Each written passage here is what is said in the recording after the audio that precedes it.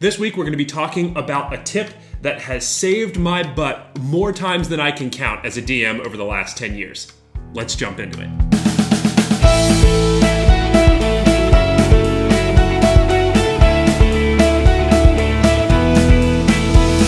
Welcome back to the channel, everybody. My name is Garmin. This is the Storycraft Society, and I've just been reminded of this tip because I've been running a game over like the last 6 months or so for a group of kids. With my normal group that we get together once a week and we've been playing together for absolutely ever, this tip feels a little less useful, but running Dungeons and Dragons for this group of kids has really reminded me how much of a lifesaver tip this tip is. And what we're going to be talking about today is character cards, but not just specifically character cards, but what's on the back of those character cards. Not what's facing the players, but what's facing me as the DM.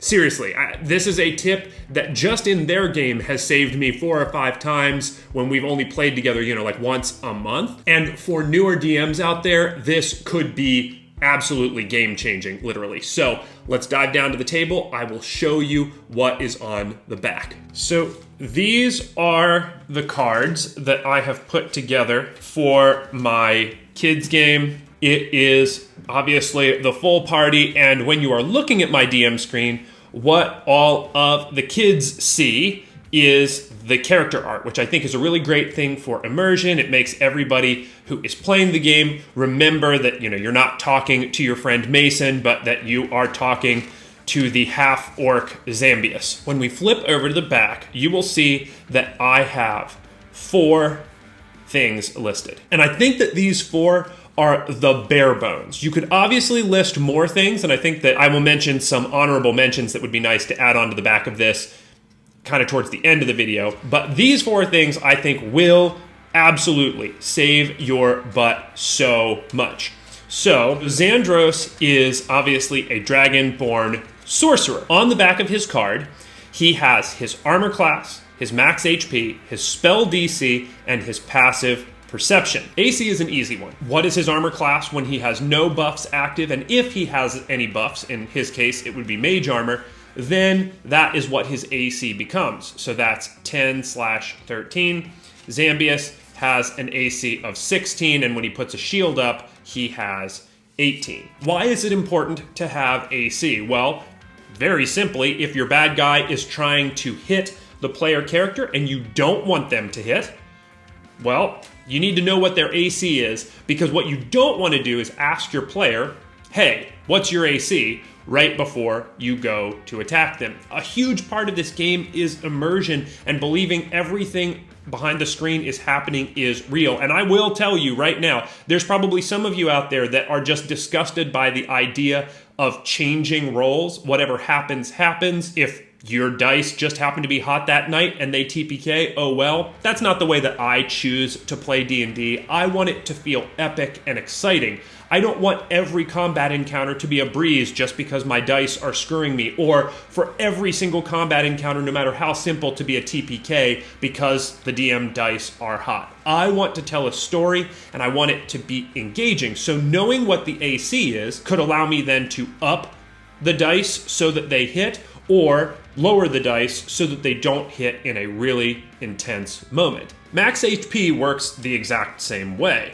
Knowing what someone's maximum hit points is will help you to know whether you're going to one-shot them or not. And I feel like the most important thing for max HP is not necessarily to know what it takes to down a character, but more specifically, what it would take to outright kill Xandros. Because if you get him to the negative number of his max hit points, in Xandros' case it would be -7, I don't want to be doing 14 points of damage to Xandros unless I am sure that I am willing to outright kill that character. Again, it comes back to DMing preference on how you would handle that, but to me, I don't think that a cheap shot, particularly a low-level cheap shot, is a fun way to get somebody engaged in the game.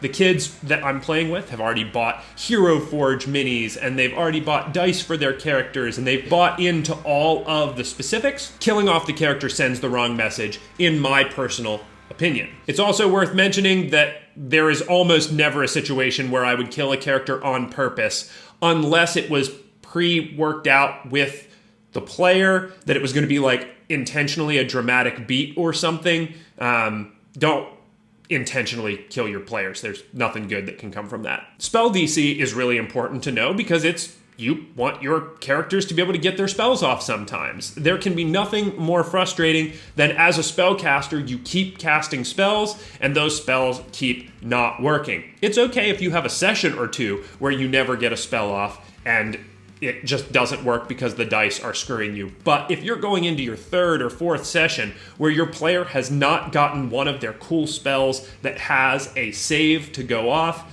I want to be able to know that so that if I need to, I can quick fudge to allow that player to get their spell off if they need. Or if I have a really important dramatic beat, like my bad guy needs to get away because this first original encounter is just supposed to let the players know that is the big bad guy, and then that's going to be their adversary for the rest of the campaign, then that allows me to know if I want them to succeed on a particular save, that is how I do it. The final one, I think, if you were going to only have one thing on the back of this card, this is it. Passive perception. So we know that Xandros here is a passive perception of 11, where at the other end, I have Scott, who is a passive perception of 15. What this allows me to do is, without asking the players for rolls, which could possibly fail and then cause them to miss a key part of a campaign, right? Like the players need to find this MacGuffin in this dungeon in order to be able to defeat the big bad guy. I can't afford for the dice to screw me as a DM out of them seeing it. So having a passive perception, I can just look at Scott and say, hey, your passive perception is high enough, you notice this thing. That, more than anything else, is the number that will save you as a DM more times than not. Now, things to mention about this. While this will save your butt as a DM, these are not numbers to exploit. I think that this is an incredibly exploitable thing where a DM can see these numbers right away. If you're the type of DM that has to resist the urge to win, like to beat your players, this is not a good thing, and avoid this at all costs. But if you're the type of DM that is worried about the game derailing thanks to RNG, random number generation, then this is like basically an essential tool. So please just, I'm gonna say it, like, don't exploit something like this. This could be something that could really make your table have a really, really bad time if you are just constantly fudging rolls and you're constantly making it so everybody can't have a good time. Final thing on this little quick tip, we're going to talk about honorable mentions of things that you could put onto the back. So just like you did passive perception, I think a really killer thing for every character is to include one extra passive stat that they are really, really good at. So like if the rogue has expertise in stealth, you would maybe put their passive stealth on the back of the card. That way, you know when they're not even trying to be stealthy, how much do they blend into a crowd. Other cool examples of this could be passive insight,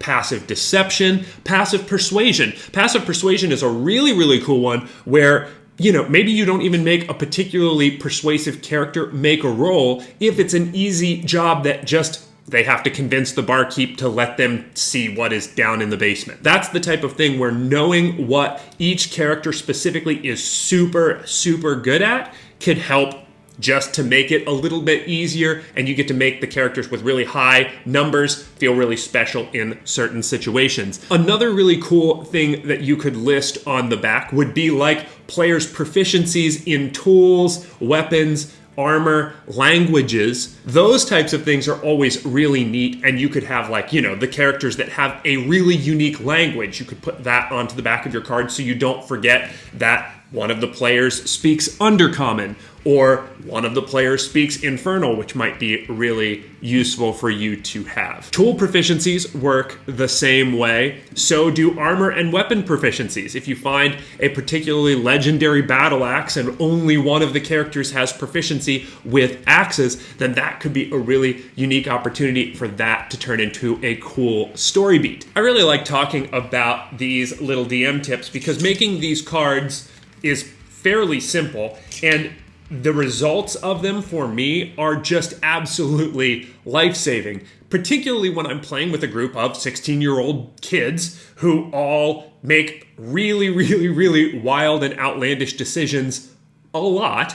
It helps me from having to just turn their characters into a constant meat grinder, which I'm sure somebody enjoys playing the game that way, but that is just not my way. So, with that said, what do you think of this tip? Is there a quick DM tip that you would throw out there so all the other DMs could see it and maybe take it into their games? That would be awesome. Leave that down in the comments below. If you enjoyed this video, do all the YouTube stuff. That super helps. Like the video. I know every content creator on YouTube and beyond says that stuff, but you would really be surprised. It does actually help. It costs you nothing, and like I said, it does make our content be able to spread farther. Share this video with a friend that you think would enjoy it. That's the #1 way that you can help out any YouTube channel that you're a fan of. But I think that's all I've got for this week. So until next week, make some cool character cards. I'll be seeing you.